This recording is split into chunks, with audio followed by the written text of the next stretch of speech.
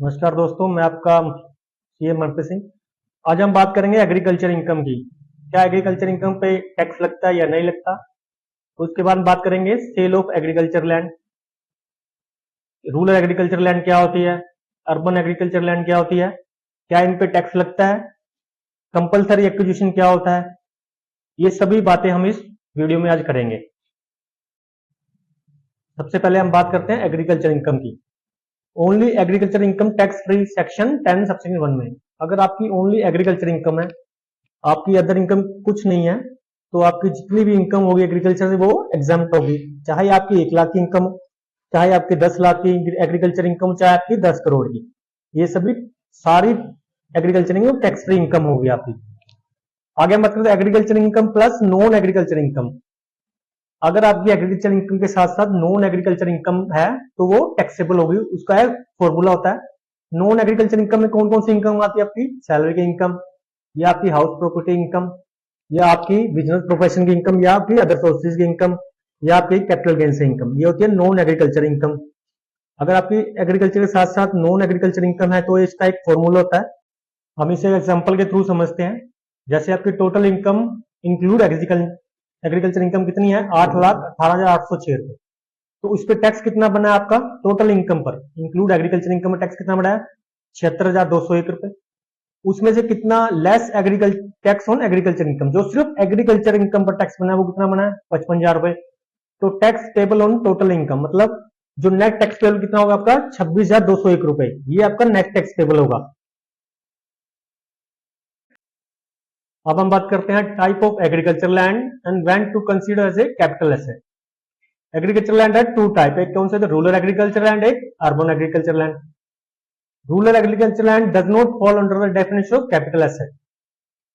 Urban agriculture land is a come under definition of capital asset. Capital asset क्या होती है, capital asset are fix asset anyone can own for personal और investment purpose. कोई भी person इसे personal और investment purpose के लिए होल्ड कर सकता है। They can be as tangible और intangible. All stock, machinery, bonds, ये सभी क्या होते हैं आपके capital asset. Rural agriculture and does not follow definition capital. ये क्या है, मतलब रूरल एग्रीकल्चर इससे बाहर है। कैपिटल एसेट की डेफिनेशन से क्या है, रूरल एग्रीकल्चर बाहर है। और अर्बन एग्रीकल्चर लैंड क्या है, कैपिटल एसेट मानी जाती है। ये कैपिटल एसेट की डेफिनेशन के अंदर आती है। और इसको बेचने पर क्या होगा, इसके बेचने पर कैपिटल गेन या कैपिटल लॉस होगा। अब हम बात करेंगे रूरल एग्रीकल्चर लैंड की। Rural agriculture land in India means an agriculture land in India which is not situated in specified area. मतलब जो स्पेसिफाइड एरिया के अंदर नहीं है वो रूरल एग्रीकल्चर लैंड मानी जाती है। ये स्पेसिफाइड एरिया क्या है, ये मैं आपको आगे वीडियो में बताऊंगा। आगे बात करते हैं, there is a no capital gain on sale of rural agriculture land. मतलब क्या, रूरल एग्रीकल्चर लैंड सेल करने पे हमें कोई कैपिटल गेन नहीं होगा, क्योंकि ये कैपिटल एसेट की डेफिनेशन से बाहर है। तो इसके सेल करने पर कोई भी कैपिटल गेन नहीं होगा। अब हम बात करते हैं अर्बन एग्रीकल्चर लैंड की। अर्बन एग्रीकल्चर लैंड क्या है, situated in any area with in the जुडिशन of municipality and cantonment board having population of not less than 10,000। मतलब हमारी अर्बन एग्रीकल्चर वहां है जहां पर म्युनिसिपल कमेटी और कैंटोनमेंट बोर्ड की मतलब क्या है, एरिया है, उसकी लिमिट है। और वहां की पॉपुलेशन कितनी है, नॉट लेस देन 10,000। और अगला क्या है, situated in an area with in such distance. Distance कौन सा, मतलब उस डिस्टेंस के अंदर अंदर हमारा वो एग्रीकल्चर लैंड सिचुएटेड है, तो उसको क्या माना जाएंगे, अर्बन एग्रीकल्चर लैंड माना जाएगा। क्या है डिस्टेंस, लेस देन और इक्वल टू 2 किलोमीटर। पॉपुलेशन क्या है उसकी, मोर देन 10,000। अगर उसका डिस्टेंस क्या है, more than 2 kilometre but less than और इक्वल टू 6 किलोमीटर, तो पॉपुलेशन क्या होनी चाहिए, 1 lakh. More than 6 kilometre but less than और इक्वल टू 8 किलोमीटर, क्या है 10 लाख। मतलब इस एरिया के अंदर अंदर अगर हमारा एग्रीकल्चर लैंड है तो क्या माना जाएगा, वो अर्बन एग्रीकल्चर लैंड माना जाएगा वो। और उसके बेचने पर क्या होगा, हमें उसके बेचने पर हमें कैपिटल गेन या कैपिटल लॉस होगा। अब हम बात करते हैं taxability and reinvestment of capital gain of urban agriculture land. Taxability क्या होगी, sale of urban agriculture land is taxable under head capital gain. Capital gain के अंदर टैक्सेबल होगी।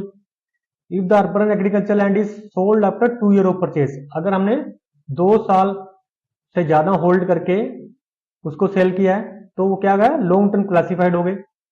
और हमने क्या, अगर हमने बिफोर 23 जुलाई से पहले सेल किया है तो उस पर क्या टैक्स रेट क्या हुआ, 20%।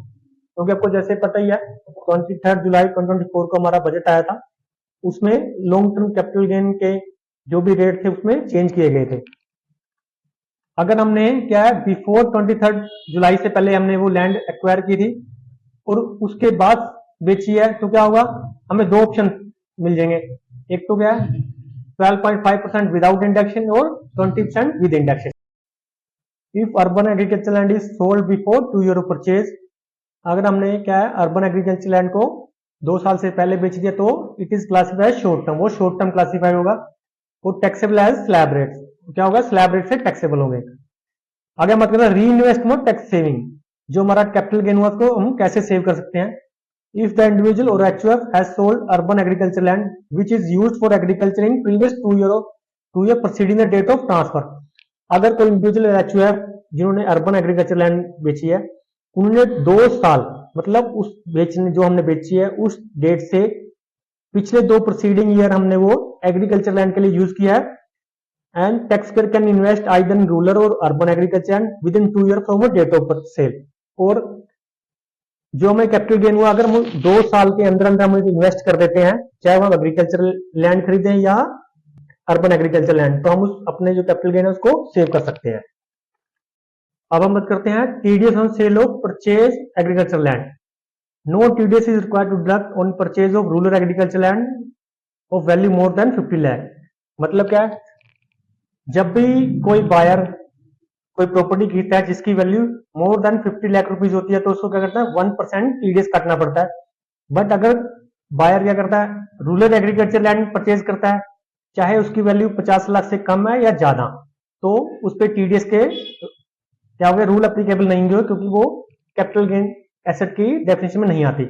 बट अगर buyer urban agriculture land purchase करता है और उसकी वैल्यू मोर देन 50 लाख है तो 1% से वो क्या करेगा, टीडीएस डिडक्ट करके गवर्नमेंट को डिपॉजिट करवाएगा। हम बात करते हैं compulsory acquisition of agriculture land. Government किस लिए कंपलसरी एक्विजिशन करती है, कई बार गवर्नमेंट क्या करती है कोई इंडस्ट्री एरिया डेवलप के लिए, कोई रोड बनाने के लिए, कोई रेलवे लाइन बनाने के लिए गवर्नमेंट एग्रीकल्चर लैंड का क्या करती है, कंपलसरी एक्विजिशन करती है। इसमें भी 2 सिनेरियो है। अगर गवर्नमेंट रूरल एग्रीकल्चर लैंड का एक्वायर करती है तो उसमें जो भी हमें गवर्नमेंट कंपलसरी एक्विजिशन के लिए क्या करती है, जो भी कंपनसेशन देती है वो टैक्सेबल नहीं होती, क्योंकि rural agriculture land capital asset की डेफिनेशन में नहीं आती। तो इसमें कोई जो भी गवर्नमेंट कंपनसेशन देती है वो टैक्सेबल नहीं होती। अगर गवर्नमेंट अर्बन एग्रीकल्चर लैंड का एक्वायर करती है तो compensation or enhanced compensation received from the compulsory acquisition of urban agricultural land exempt from tax only if land is used for agriculture purpose during previous 2 year preceding the date of transfer। मतलब क्या, अगर government urban agriculture land का acquire करती है, जो भी compensation और बाद में एनहांस कंपनसेशन मिलती है वो एग्जम्प्ट होगी। कब, अगर आप जो लैंड गवर्नमेंट ने एक्वायर किया है, जिस डेट को गवर्नमेंट ने एक्वायर किया उससे प्रीवियस 2 ईयर अगर आपने वो लैंड को किस में यूज किया है, एग्रीकल्चर पर्पज के लिए यूज किया है, तो वो एग्जाम्प्ट माना जाएगा। अगर आपने 2 साल उसको एग्रीकल्चर लैंड के लिए यूज नहीं किया तो वो क्या, कंपनसेशन जो एनहांस कंपनसेशन मिलेगी वो भी टैक्सेबल होगी अंडर कैपिटल गेन में। अगर आपकी कोई एग्रीकल्चर लैंड आउटसाइड इंडिया है, इंडिया से बाहर आपकी कोई एग्रीकल्चर लैंड है, क्या वो भी टैक्सेबल होगी इंडिया में। The agriculture land which is located outside India is always capital asset, मतलब वो ऑलवेज कैपिटल एसेट मानी जाएगी। And sale of foreign agriculture taxable under head capital gain, और अगर आप उसको सेल करते हो तो कैपिटल गेन हेड में वो क्या होगा, टैक्सेबल होगी इंडिया में। अब हम बात करते हैं क्या एनआरआई भी एग्रीकल्चर लैंड परचेज कर सकता है इंडिया में। NRI can not purchase agriculture land, farmhouse, plantation properties. If NRI want to purchase agriculture land in India they need to obtain permission from RBI. बिना RBI के कोई भी NRI ना तो इंडिया में कोई एग्रीकल्चर लैंड परचेज कर सकता, ना कोई फार्म हाउस, ना प्लांटेशन प्रॉपर्टी। बट अगर एनआरआई बनने से पहले किसी पर्सन ने कोई इंडिया में कोई क्या थी, कोई एग्रीकल्चर लैंड या फार्म हाउस या प्लांटेशन प्रॉपर्टी पहले ही उसके पास थी, तो वो एनआरआई होने के बाद भी उसको क्या सकता है, होल्ड कर सकता है। अगर मेरा वीडियो आपको अच्छा लगा प्लीज शेयर करिए, सब्सक्राइब करिए।